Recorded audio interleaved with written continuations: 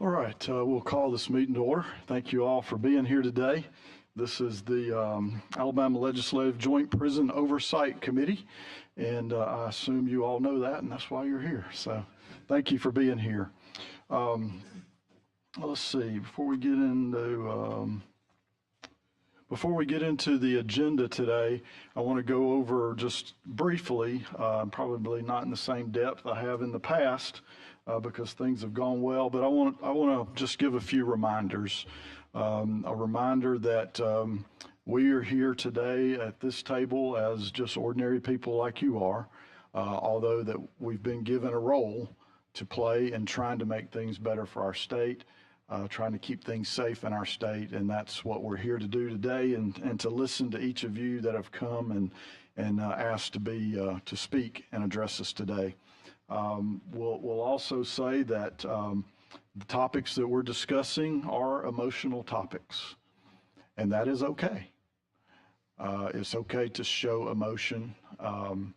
It's not okay to disrespect and get loud and get out of order and that sort of thing. That does not help. We have not had a problem with that in these meetings, but I do want to remind everybody of that. I also want to remind everyone that this meeting is our third public hearing as a result of legislation introduced by Representative England and passed by both chambers of this legislature and signed by the governor. That's why we're here. That's what gives us the ability to be here today and to listen to your concerns. Our first public hearing was kind of rough for me and others at this table that don't necessarily have the backgrounds and knowledge that you all do, unfortunately. But we have learned and we have moved in some directions trying to make things better. It's a long process. We're not finished, but we're here today to continue to hear your input and let us know what you would want us to know today. One of the main reminders that people forget is that we are the legislative branch of government. You can tell me about the worst thing in the world in this meeting, and I have no authority to change it until we go into session as a body. Now, there are things that we can do to make the executive branch aware of things, and the executive branch is here and they're watching, so that's good. But if you expect us to change things tomorrow or next week, I want to tell you right now that's not the way the legislative body operates. That's more of an executive body. So with all of that said, just as a reminder, if anybody gets out of hand, we will handle that. We've got several steps in place. I don't expect that to be a problem, but just know that if you do, we will be ready for that. And we've not had a problem with that, but I want to remind everybody about that. So we do have a couple of members that are, well, one is watching online. The other is dealing with his mother with some health issues. So he'll be here later, might not make it to the meeting, but obviously he is engaged. So with that, we'll go into, is there any comments from any member of the committee? Seeing none, with that, we will go into our agenda, and we have a total of 14 people on the list, and then time permitting, there have been 2 that came in late that we will see if we have time for. We also have written statements that have been submitted, 1, 2, 3, 4, 4 different statements that each of you will have in your packet, and we will certainly read those and appreciate those. Some of those were not able to be here. They were here in the past, but couldn't be here today for various reasons, and that's fine. So, okay, with that, we will go into our public hearing, and what I will do is, as I've done in the past, I will call the first person up, and while that person is coming to the podium here, I will go ahead and call the second person so that you can position yourself conveniently so you know that you're going to be next and that sort of thing. So the first person to speak is Laura Click. If Dr. Click would approach the podium. The second person, the next person will be Dr. Bobby White. Is he here? Testing. Okay. All righty. So with that, Dr. Click.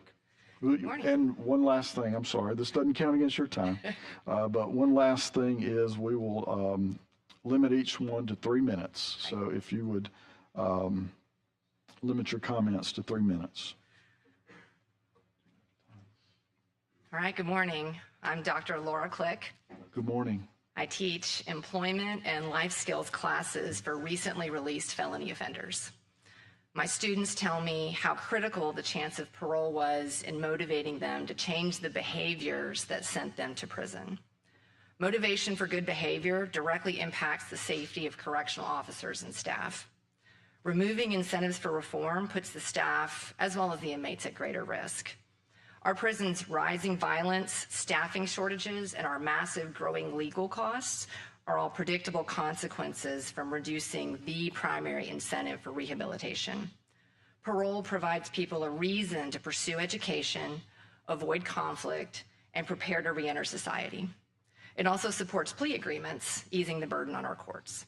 Above all, the hope of release for prisoners is the strongest driver of change we have. The recent proposal to double the parole set-off period from 5 to 10 years based only on the original sentence would be a blow to that incentive. The parole board already uses the maximum set-off more than any other, even for those working unsupervised in our communities already at work release. Just last month, 21 at work release were denied parole, and all 21 received a maximum set-off. Since 5 years is common even for those lowest risk individuals, 10 years would become the new standard. When I was hired to teach medicine at a top university, it wasn't based on who I was 25 years ago as a new graduate. It was based on who I am now. We should apply the same principle to parole. A judge and jury already gave them a sentence that included that parole eligibility. A longer set-off based only on someone's distant past undermines the entire goal of rehabilitation. Extending set-offs based on recent behavior would make more sense, as opposed to the man in his 50s who's not had a disciplinary in 25 years and is safely serving children food through work release. Making that man wait 10 more years for his next parole review, that's not corrections, that's warehousing. I realize how painful these hearings are for victims. I've been a victim myself. But stretching parole reviews to 10 years doesn't spare families from their pain, it silences them for a full decade. Extending set-offs to 10 years will undercut rehabilitation, increase risk for prison staff, raise costs for taxpayers, and make plea deals harder to reach. Even 5 years is an incredibly long time. I urge you not to extend parole set-offs based on something that happened 25, 35, or 45 years ago. Thank you for your time. I would be pleased to answer any questions. All right. Thank you, Dr. Click. No questions. All right. The next speaker is Dr. Bobby White, and the speaker after Dr. White is Carla Crowder. I think I saw Carla, so. All right, Dr. White. All right, good morning, Mr. Chairman. Good morning to the committee, and good morning to those that are present. My name is Robert White. Senator called me Bobby, that's my nickname. I have two ministries in the system, one at Kilby, the other at Easterling, and we're working on getting the one back at Staten.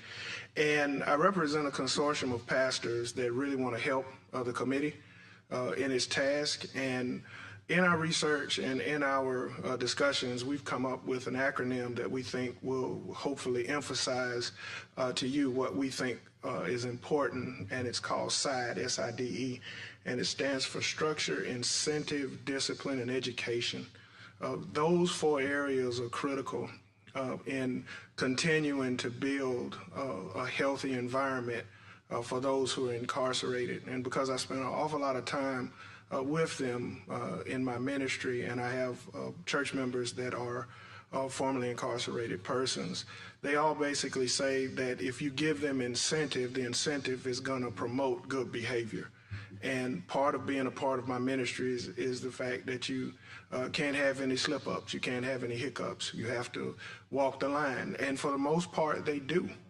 And so I invite you all to come with me sometimes when I go, to see what goes on and to talk with some of the inmates themselves, because the more opportunities you give them, the stronger the environment, the structured environment, the more, I think, attentive that they're going to be.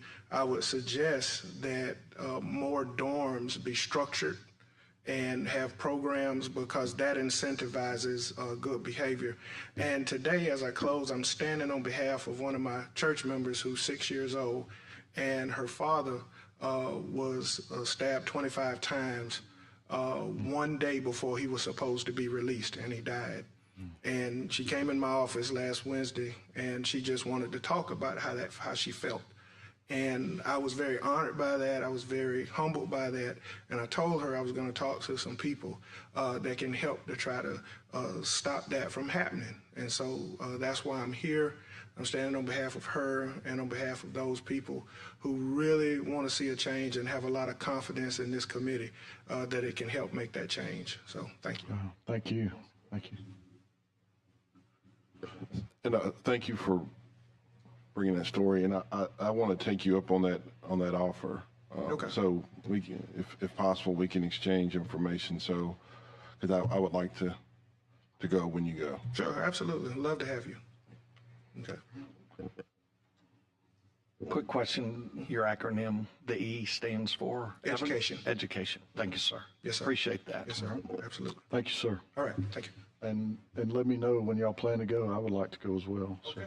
So, just as a personal point of privilege, I met Bobby in the early 90s, I think it was, 92, somewhere in there, at a Promise Keepers event in Atlanta.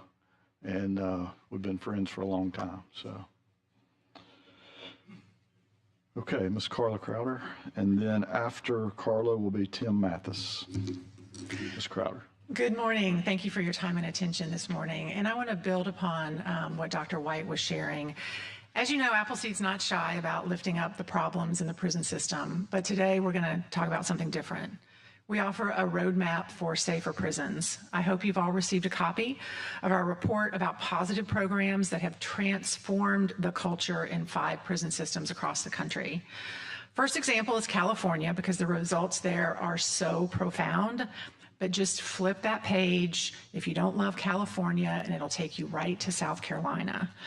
The point of this research is to open your eyes about what is possible in that 4,000-bed prison that we, the people of Alabama, are spending $1.2 billion on. So I'll start with South Carolina. They had problems like ours. In 2018, there was a riot where 7 incarcerated men died. Then a program called Restoring Promise started there. This program creates mentorship-based housing units.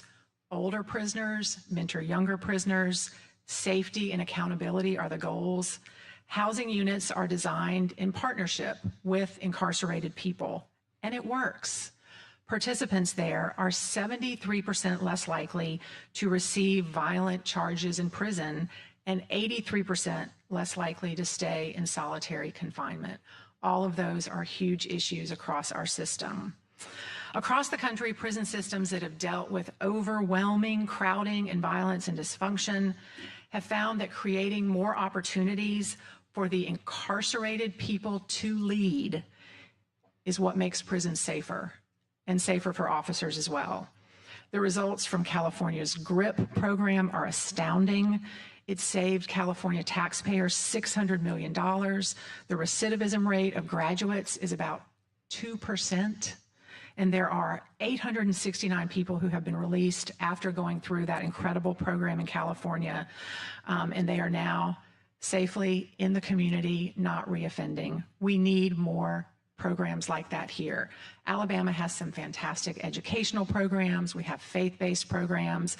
But if we're going to house 4,000 people in a prison complex, we need more of these programs where incarcerated people lead and mentor. So we share some other examples from Missouri, from Oregon, from Maine. Prison officials in other states legislators in other states visit these examples, these safer prisons, and take lessons learned back to their states. This committee should consider a visit, and Appleseed can help make that happen. So let's make a plan before this huge new prison opens, so we are not shoving the old problems into shiny new buildings. Let's make a plan to visit some of these programs. It's great that y'all are finally visiting Alabama prisons, but let's do more. Is my time out? Yes. Okay. Any questions? Thank you.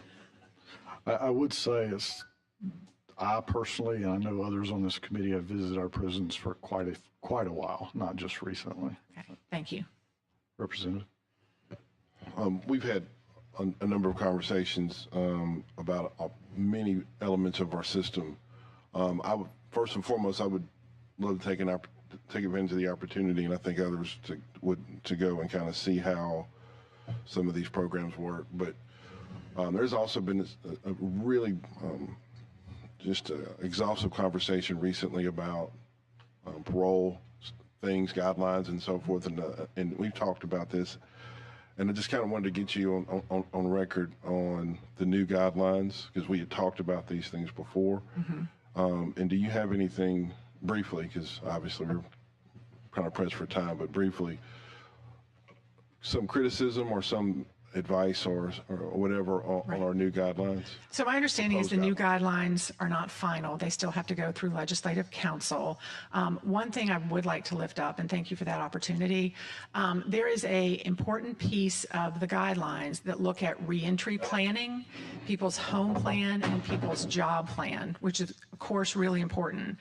So there's a part of the guidelines, a section that looks at whether people who come up for parole have a home plan and a job.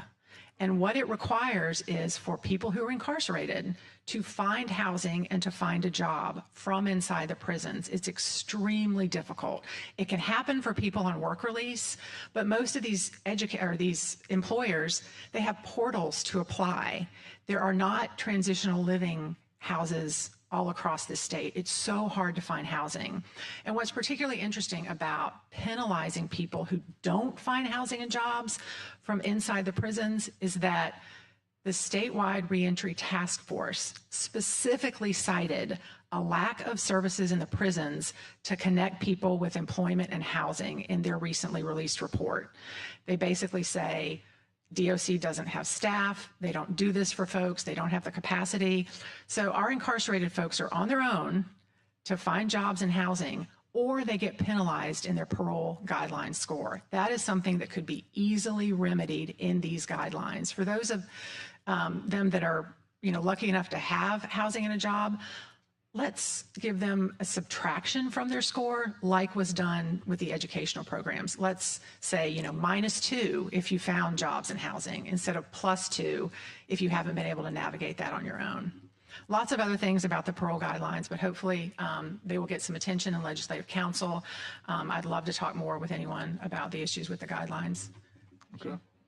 Did you submit any, can you put that in writing for us?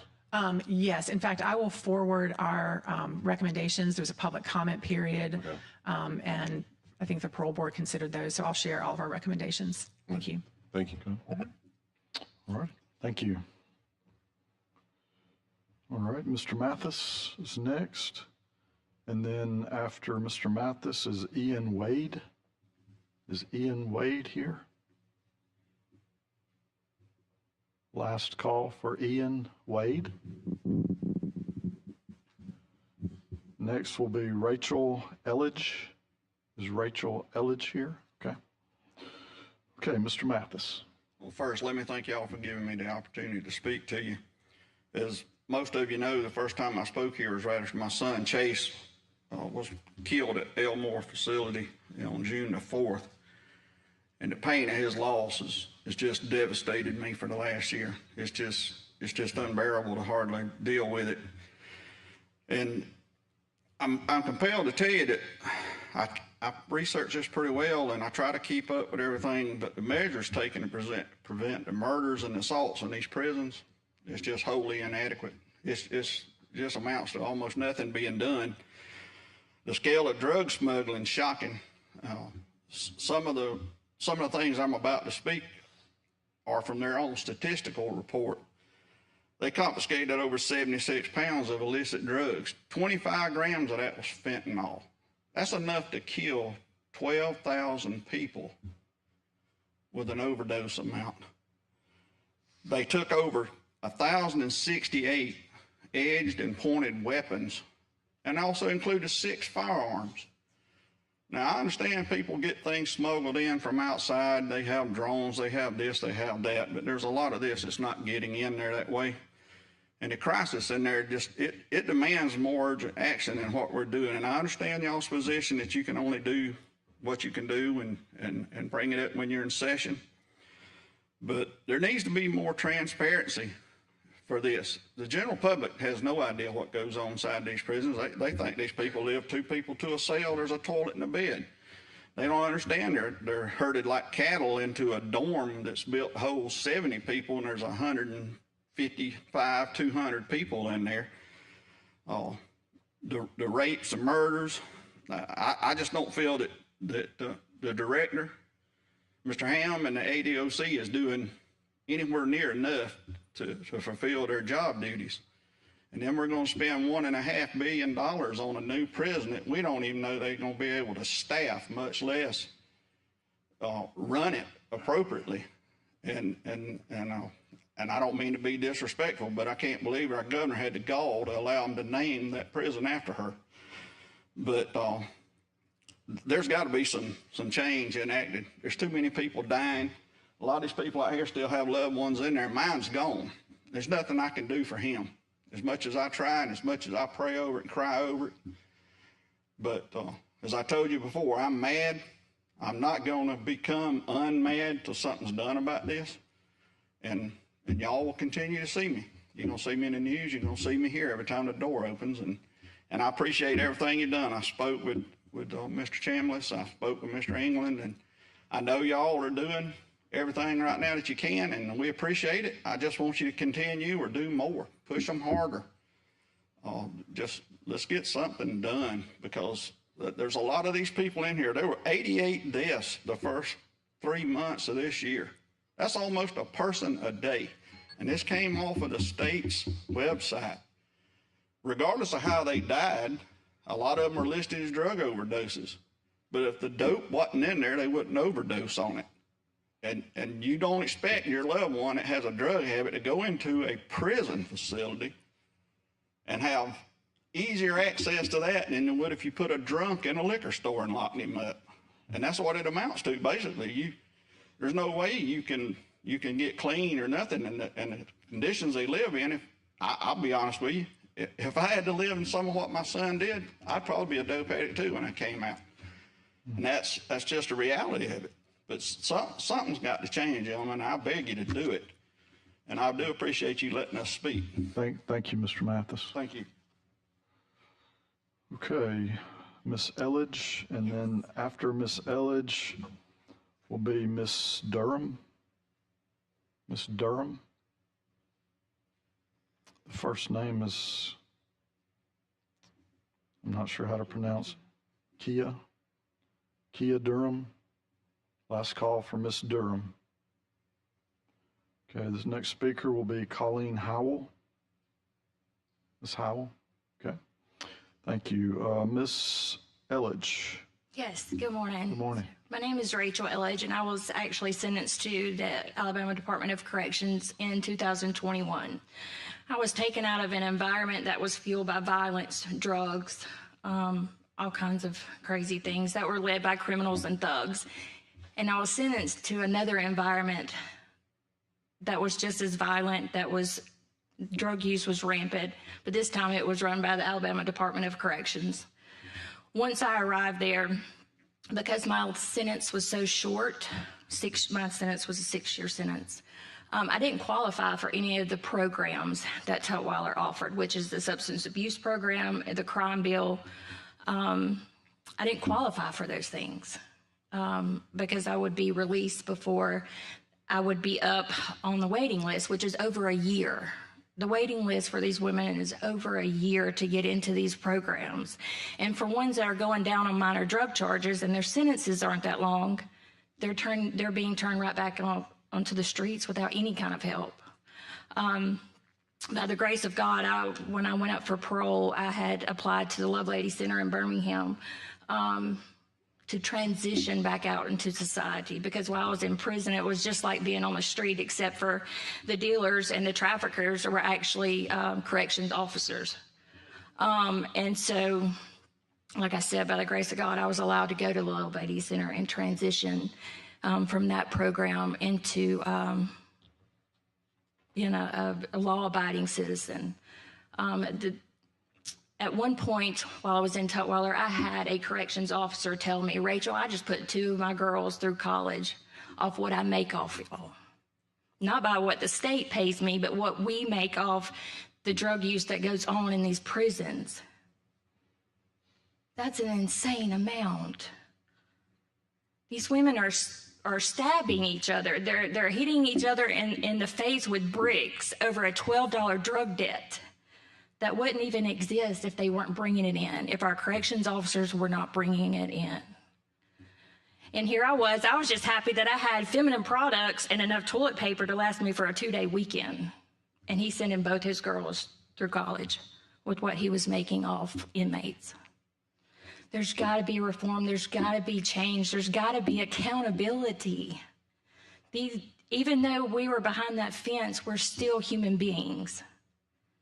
We have a drug problem, most of us, and I speak for myself. Yes, I was an addict. It was choices that I made in my addiction.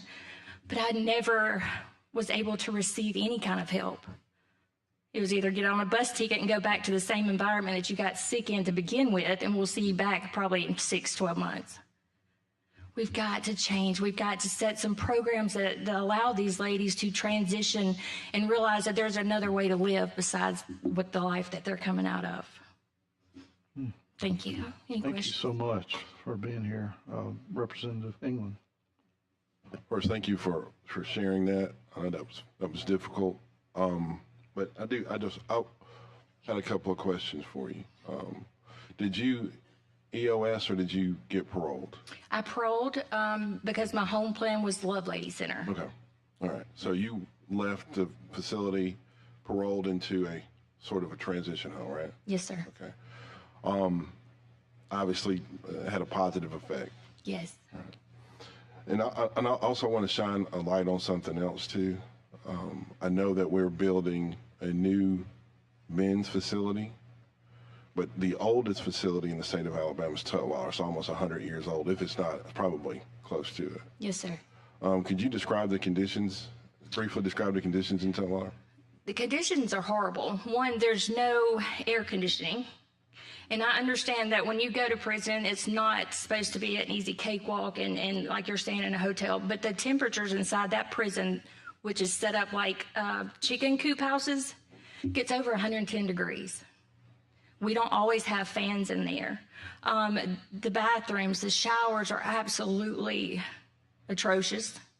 The food, I mean, it's a 100-something-year-old building, so it's terrible. It's terrible.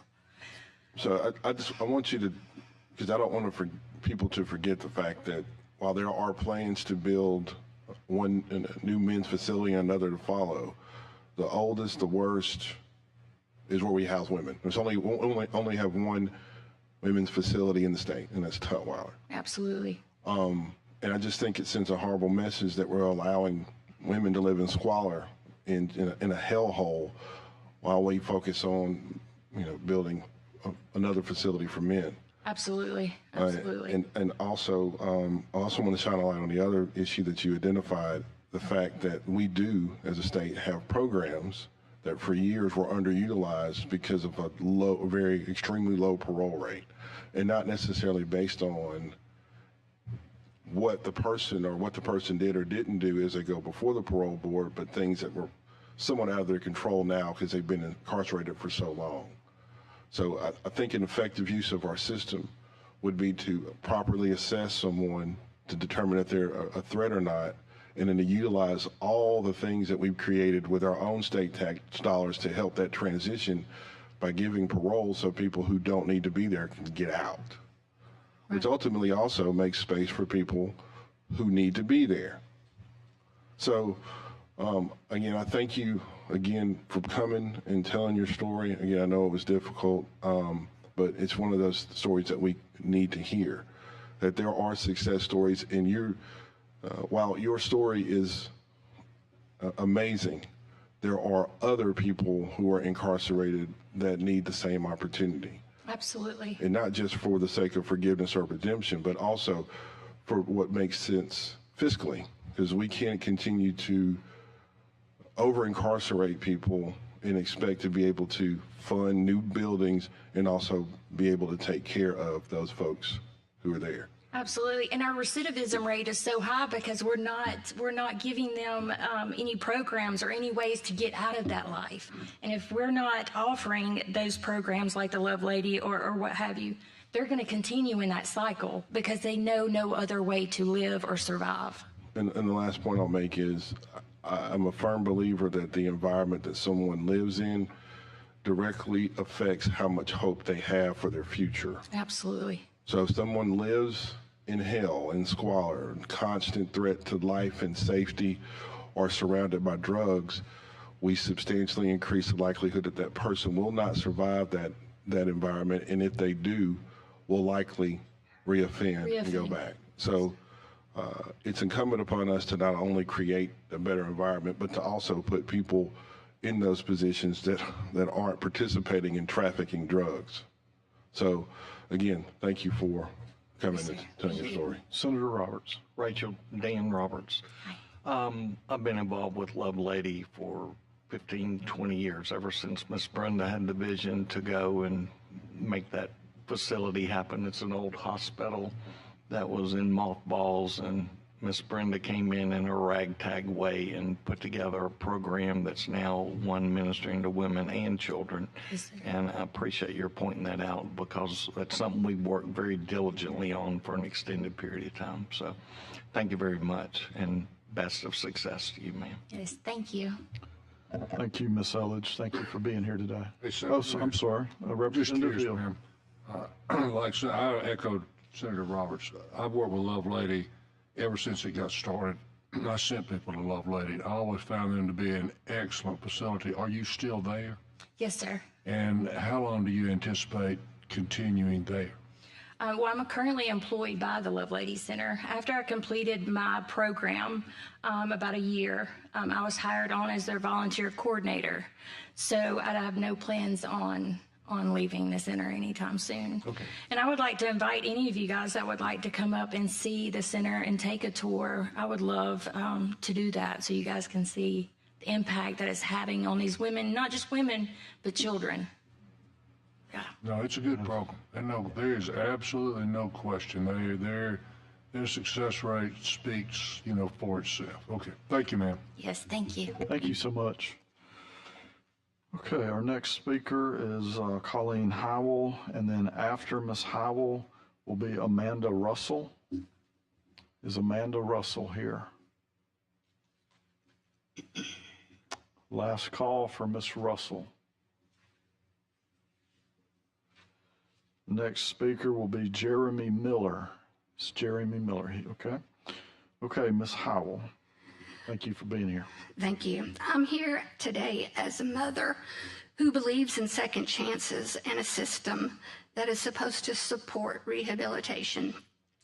My husband and I appeared before the parole board with my son's real accomplishments. He was actively participating in the crime bill class and was part of ADOC's newly implemented MOUD program. He had committed himself to recovery and a better path forward.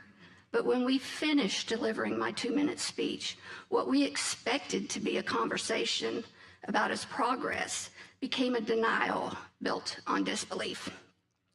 The board accused my son of lying to us.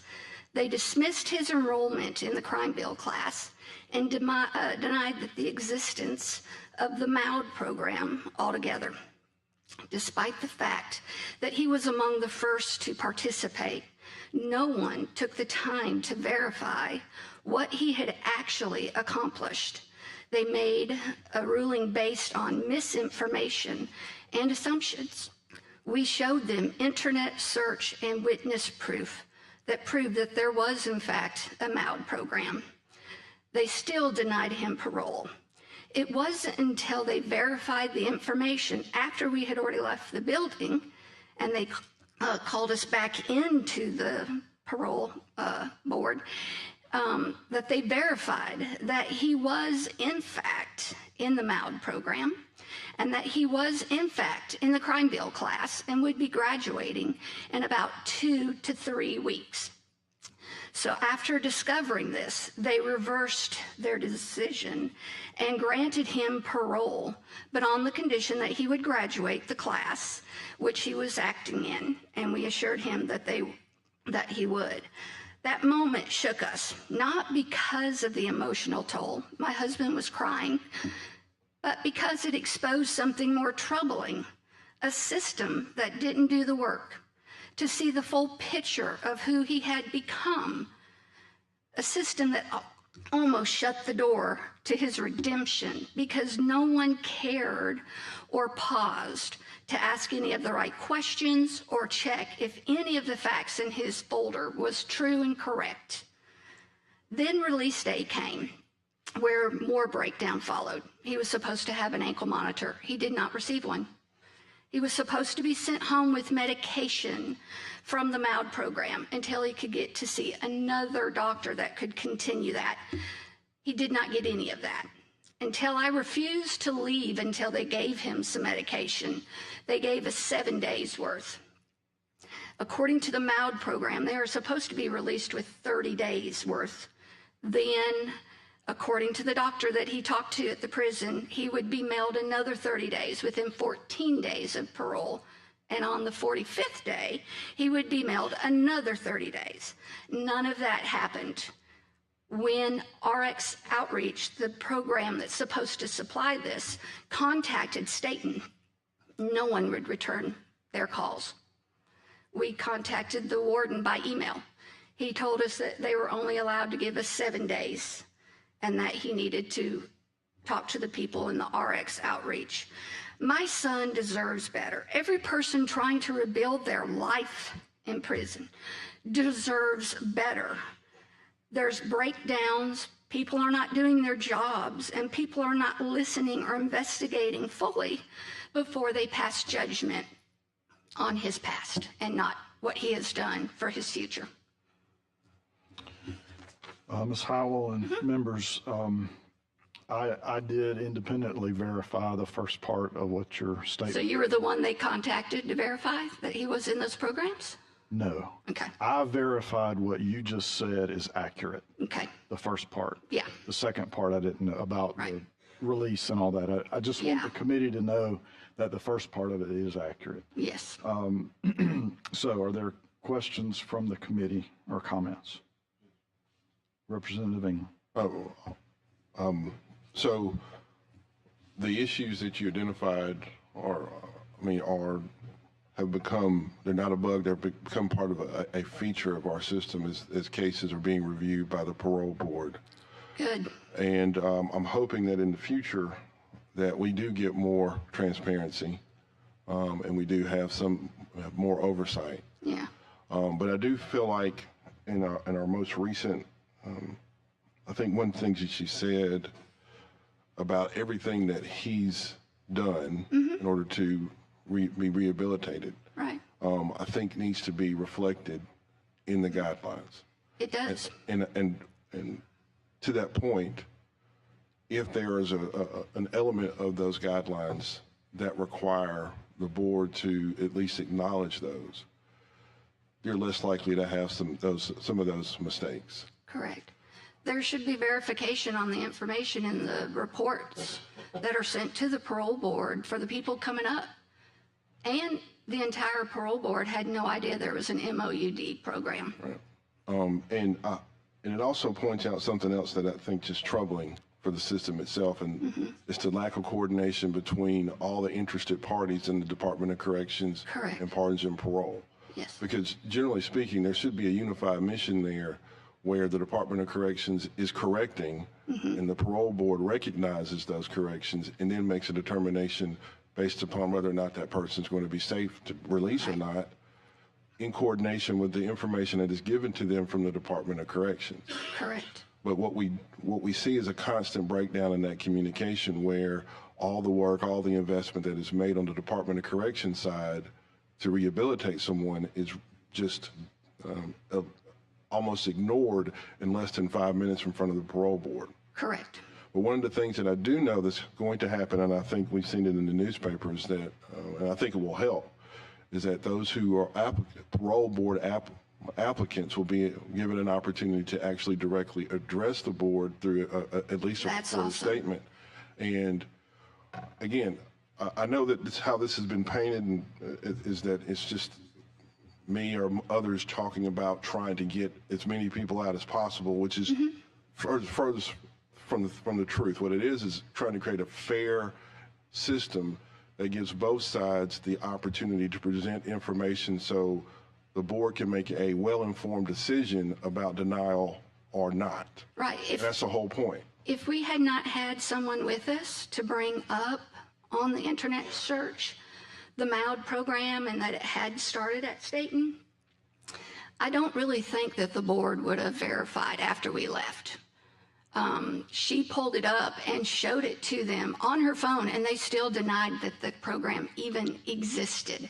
So again, that's a fundamental failure that just shouldn't happen, especially. I would like to know how many should have been paroled that have been denied wrongfully. It's got to be checked into. Also, the program was to release him with medication. After I pitched a fit, they gave him 7 days. He was supposed to get at least 30. I'd like to know where the rest of that medication went, because according to RX Outreach, when we contacted them, they said that Staten was wrong. He should have had 30 days. Right. And they couldn't even get a prescription from the medical department in Staten sent to them so that they could fill it for my son. So we had to do it all outside of the prison system, which costs a lot of money. And I'll wrap up, but I know that, and I don't want to get too involved in his personal. Yeah. But if my assumption is correct, is he taking some sort of? It's Suboxone. Right. So it is an opioid, but it's a different kind. It blocks all cravings of drugs. Right. And if he had not gotten in that program that had started there, he could have been dead, because he was an addict. He went in as an addict. And like the ones before said, there is more drugs in prison than he could have gotten his hands on outside. Well, we are, as a legislature, we are keenly aware of the fact that there are significant gaps between the transition from getting out of prison and what's necessary to make that transition successful, including mental health, including drug treatment, including dual diagnosis.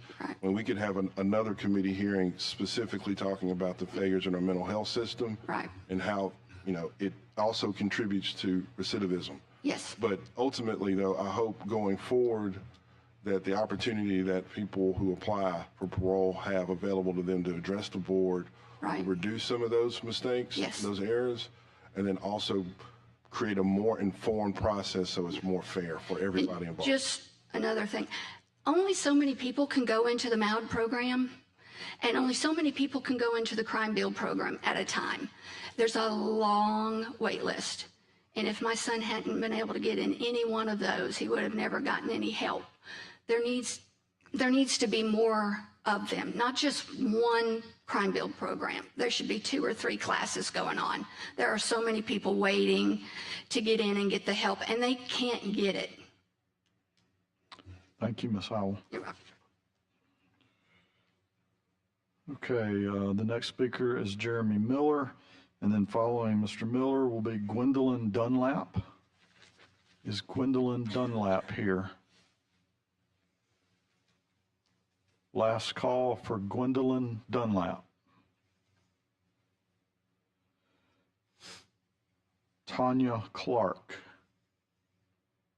Is there a Tanya Clark here? Last call for Tanya Clark. I'm not sure I'll say this name correctly, but Dari Larott. Okay, you'll be next, sir. Okay, Mr. Miller. All right, good morning. Thank you for allowing me to speak. My name is Jeremy Miller. I'm the Senior Prison Ministry Manager for Prison Fellowship. Prison Fellowship is the nation's largest Christian nonprofit equipping the church to serve currently and formerly incarcerated people and their families to advocate for justice and human dignity. Established on the belief that all people are created in God's image and that no life is beyond his reach, Prison Fellowship takes a responsible approach to those affected by incarceration. We were founded in 1976 by the late Chuck Colson, who served time for a Watergate scandal after he worked with Richard Nixon in the White House, served time for a Watergate scandal. When Prison Fellowship was founded, I believe this is the problem that exists. There were 440,000 men and women that in 1976 that were behind bars in the United States. Today, there are nearly 1.8 million. That's more than a 300% increase. Meanwhile, almost 450,000 people are released from correctional facilities every year, and 2/3 of them are rearrested within 3 years. The annual cost of to incarcerate and reincarcerate this many people exceeds $80 billion nationwide.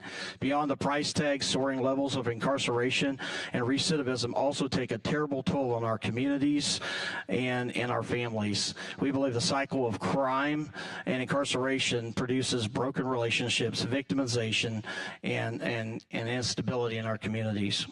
So we also say that individuals and communities aren't static. We believe that whether solo or in groups, people are dynamically shaped and molded through productive or destructive influences and interactions. Prisons are no different.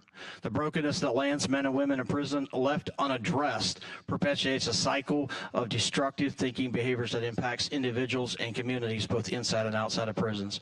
But thankfully, I've been going into prisons here in Alabama since 2011, and I've seen that we have now more programs in prison than we had back in 2011 when I started going into prisons. So I want to thank Commissioner Ham and Deputy Commissioner Williams for that. One of the programs that is here in Alabama inside of correctional facilities is our Prison Fellowship Academy. The Prison Fellowship Academy is founded on the Christian belief of human dignity and redemption. The Prison Fellowship Academy seeks to disrupt this cycle using targeted curriculum, compassionate coaches, and restorative community. Academy participants embark in a year-long journey to develop and practice the biblically based values of good citizenship, community, affirmation, productivity, responsibility, restoration, and integrity. As they adopt and apply these Christian concepts of community and personal responsibility, they replace criminal thinking and behaviors with renewed life principles and purpose. The result is flourishing and peaceful communities where participants overcome the life-controlling issues that led to their incarceration. Academy graduates complete that program as change agents prepared to take their places as productive and positive contributors to their communities inside and outside of prison. One recent study showed that in Texas, and we have these academies across the nation, the Prison Fellowship Academy in Texas yielded a 53.8% reduction in recidivism. And so I want to thank the Department of Corrections for programs inside of prison and encourage to do more of that.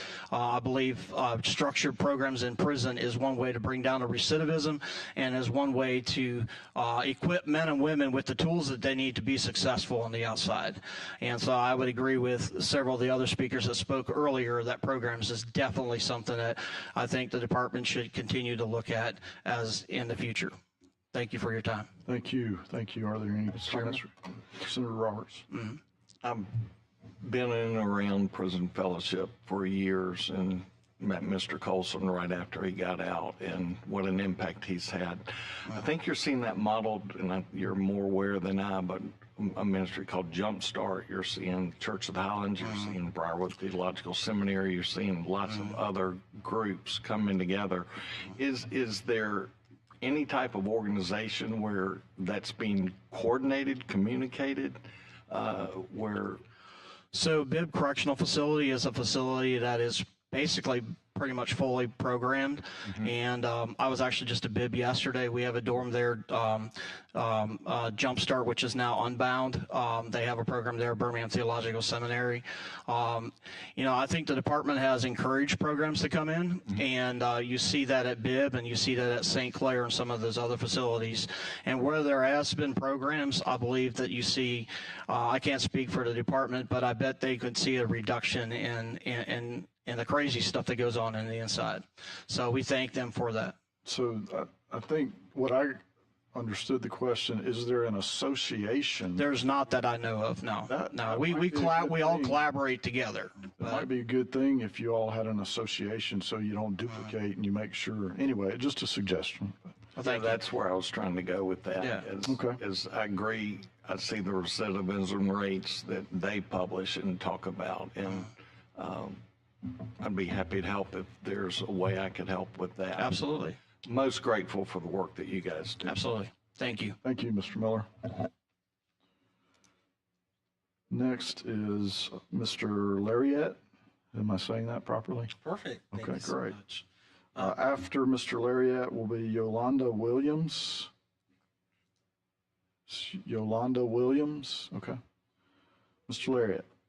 Good morning, morning. representatives and senators. Thank you so much for this opportunity and facilitating this discussion. My name is Dari Larott, and I am a business owner and community leader outside of Birmingham, and also a candidate for United States Senate. And I am here today as part of my 67 county listening tour to understand the concerns of all Alabamians, including those impacted by incarceration.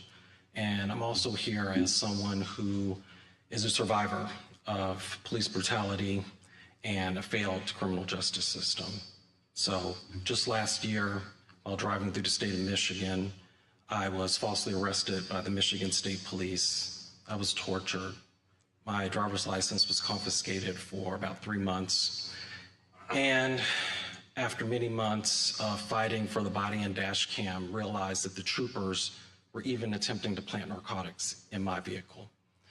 So they wanted a total ruin. Mr. Larott, if you would, let's talk about the state of Alabama. Yes, absolutely. So thank you again for this opportunity.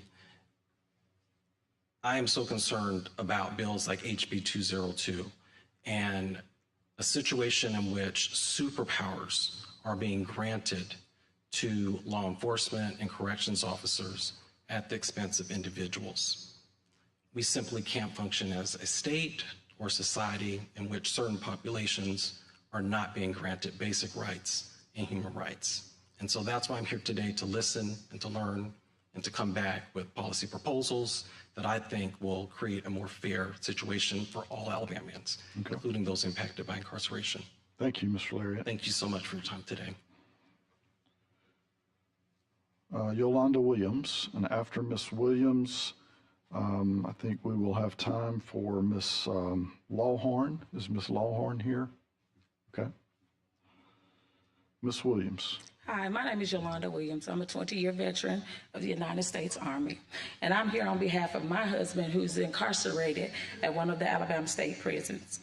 My concern is the overcrowding and the safety in the prison population. My husband is in a dorm at GK Fountain Correctional Facility that houses 80 men. But in that dorm, there's a total of 150 men with 7 to 9 fans. If those were dogs, we would be calling the police. People would be arrested for cruel and inhumane. Those conditions are inhabitable. My husband is also a maintenance worker at GK Fountain Correctional Facility. And some of the things he's discussed with me over the phone, as far as sewage, showers, and things like that, it's cruel. He has to go under those prisons to work on those pipes. They're corroded. And he states if you go in, or a gentleman goes in to use the restroom, and he's under there working on the pipes, you can see the feces flowing through the pipes. When he goes in to turn the shower on, he has to wait 10 to 15 minutes to get a shower, so feces is not coming through the shower. That's not right. I mean, I know the prison is not supposed to be a Hilton. I know the prison is not supposed to be where we're in a state house, but the prison is supposed to be cohabitable. Those are incohabitable environments. They go in to chow. He sat down the other day to have a meal, and a rat ran across the table. And as he began to scoop out his mashed potatoes, there are dead bugs in his mashed potatoes. And I understand that we have tax dollars that are going into these systems. As a veteran, some of those are my tax dollars. And I think the conditions could be way far better than what they are. No, we can't make it A1 hotel. We can't. They're there for crimes. But my husband is human. My husband is human. Everybody's loved one in those prisons are human. You got overcrowding. He walks down the hall. You got people sleeping on concrete floors with no mattresses, no bedding, no covers. What are we doing to these people? But we can go out and rescue 100 dogs and place them in a building that has air conditioning. These buildings have no air conditioning. They have limited yard time because some days the guards are not feeling up to letting them out on the yard. Can you imagine the heat in those concrete buildings where these 80 to 150 men are housed, sleeping on the floor, barely probably getting clean drinking water? Who knows what they're ingesting with all of the things that are flowing through those pipes? And it's really concerning. What are we doing as taxpayers other than trying to build a mega prison, which hasn't, I don't even know the status of it at this point. And we're constantly flowing in an extra 100 to 150 people into these systems every day. The county jails are overfilled. It's ridiculous. And we as taxpayers, that we complain about our tax dollars, feeding these human beings, housing these human beings, we've got to do better. We have really got to do better. My question is, would you put your loved ones in that condition and expect them to live that way or forget about them? I'm not gonna forget about my husband. If I have to come up here every day, call every day, I call GK Fountain, I know probably 10 to 15 times a day because he's complaining about the excessive heat. That is crazy. Outside it's 110 degrees. Inside of that building, it might be 120. We have got to do better. We are killing people slowly. And then the healthcare system in there is probably worse than what they're living in. They have to put in a healthcare slip just to get someone up to the front to be seen about if they pass out. But it's due to the heat. We've got to do better. They get ice maybe once or twice a day. What is that for a human being when we could treat a dog better than a human being? That's not right. And we all come in here. Some of us might be Christians. Some of us might be another religion. But if we are Christians and we are faith-based, we should not look over the people that are incarcerated. They are human beings as well. And I just want to thank you for allowing me to speak today. Thank you, Ms. Williams. Thank you for being here today. Next is Ms. Lawhorn. Yes. And following Ms. Lawhorn, Devonna Carroll. Is Devonna Carroll here? Last call for Devonna Carroll. Go ahead, Ms. Lawhorn. Good afternoon. Good afternoon. My son was incarcerated this year, and he was appointed to the crime bill program by the judge. When he got to the facility, they had no idea that he was supposed to be in the crime bill program, so I called and called to make sure that they had him in the class in January. Due to a lack of administration, the crime bill program didn't go as planned. Maybe March and April, there was no one there to teach the classes. So they were basically in the crime bill dorm just waiting for someone to teach the classes. In May, they finally got some more administrators to help with the class. There was a lack of correctional officers. So finally, when they got a lot of people there to teach the crime bill program, he got in an incident with some more inmates. So therefore, his crime bill was snatched from him. He had 30 days left to complete the crime bill program. So the crime bill program was snatched from him. He was put into solitary confinement for 75 days, no phone call or anything. So after the investigation was done for the incident, everybody in the incident was charged with the crime and assaulting another inmate. They were fighting. So they reclassed my son from a minimum out to a max prison because no one was snitched. And as a rule in the prison, if you talk, you are labeled a snitch. And therefore, when you're in there, you constantly have to look behind your back, making sure no one is going to come and stab you for talking.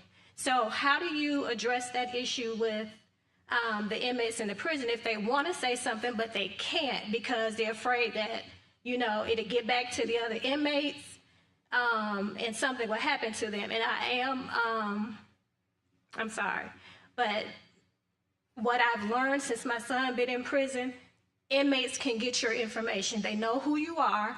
They can get to you by any means necessary, regardless if it's correctional officers or not. Thank you, Ms. Lawhorn. Are there any comments or questions for Ms. Lawhorn? Thank you, Ms. Lawhorn, for being here today and sharing your testimony with us. Okay, the only thing I would like to address is the status of the prison. I think someone mentioned that, not knowing what that is. It's my understanding that it's still on schedule to be completed by the end of next year, and then staffed or furnished, staffed, and all, and occupied the following year. If anybody has any information different than that, please let me know. So, okay, with that, we once again appreciate everybody being here today. I think you can see since our first public hearing, we are listening. We do hear. We are trying to make things better. Some progress has been made. We don't think we're finished, but we'll continue to take your testimony and make sure that we move in a direction that we think is positive for our state. With that, are there any comments from any members of the committee? Representative England. Just to echo your sentiment as far as progress is concerned, based upon the testimony that's been given to us over the last 3 or 4 years, as a result of the stories and some of the other things that we've heard here, legislation has been sponsored and passed to create more transparency and accountability with the Department of Corrections and Pardons and Parole. As Senator Chambliss mentioned, we still have a lot of work to do, but for the first time, I believe that those who have incarcerated loved ones have somebody they can contact and a form they can fill out to start the process of having their issues addressed. And that's a direct result of the things we heard here and Senator Chambliss's effort sponsoring legislation to create an office specifically for that. Also, many of the things that were discussed in these meetings led to changes in our parole system. It led to changes with personnel in the Department of Corrections, and direct result of some of the things that we heard here. So just want to continue to stress that that your involvement in this process has had a substantial impact on what we've done here, and it will continue to do so. And also, as a legislator, just want to remind the public that our responsibility is to govern the system itself, to make it as effective and efficient, and to run as best as possible, which means that all sides have to be considered, which means that, you know, as far as us discussing those that are incarcerated, doesn't mean that we are ignoring the fact that there are victims involved in these cases as well. And part of the process for us to assess the system and your concept of justice is to make sure that there aren't more victims. How do you do that? Well, we create a system of corrections that means it's less likely for people who make mistakes to reoffend. We owe it to victims to make sure that they're notified, that their rights are respected, and the person who committed the crime is punished appropriately. But we also owe it to you who have family members who are incarcerated, that when we take custody of them, that there's a certain basic level of care that is due to them, just not because of any other reason, but they're human. So as legislators who are trying to govern the system and balance all sides, it means that we may not be excited about the fact that there may be a low parole rate, or we may not be excited about the fact that somebody eventually may get out. But for the system to work, we all have to communicate, work together, and make sure that every component in it communicates respects their role in it, and then also focus on one outcome. So my concept of justice has always been restorative, meaning that you get punished, you get corrected, and hopefully you get out, you don't reoffend, because that concept also includes the fact that respect for victims so we don't create more. And I think as a legislative body, that's what we continue to work towards. So please continue coming. Please continue to be involved. Contact us if you have issues, because we do also respond. As Senator Chambliss mentioned to you earlier, he's personally heard stories and worked on resolving things. I know Senator Roberts has, I know Judge Representative Hill has, I know I have. So please continue to come to the meetings. Please continue to be involved, and please continue to let us know what's going on. It does make a difference. Thank you, Representative. Representative Hill. Just real quick, thank you. And I appreciate y'all coming, and I appreciate your input. However, the criticisms and the critiques that I have heard primarily center on policy, procedure of DOC or pardons and parole. I want you to understand that you're talking to a group of legislators up here. Pardons and parole and Department of Correction is not a function of the legislative branch of government. It is a function of the executive branch of government. So while I agree with Representative England, we have certainly introduced some policies or some procedures that we believe would be helpful. Ultimately, these Department of Corrections and pardons and paroles are under the branch of government that's the executive branch of government. There's a limit to what the legislature can do with that. That's all. Senator, thank you. Appreciate you. Thank you. Thank you. One thing I would like to go back, I was a little bit rusty to begin with, and Dr. Click, I may not have given enough time for anybody to ask you a question. I didn't see one, but and part of your testimony was about the 10-year set aside versus the 5-year, I think. So I would like to talk with you more about that, because and not necessarily here, but I did want to just go back and if there are questions at this time, we can have those. Any questions? Senator Roberts. Give us a quick overview of what it is you're doing and whom you're doing it with. That would be helpful for me. My husband's in prison. Mm-hmm. He's serving a life sentence. Mm-hmm.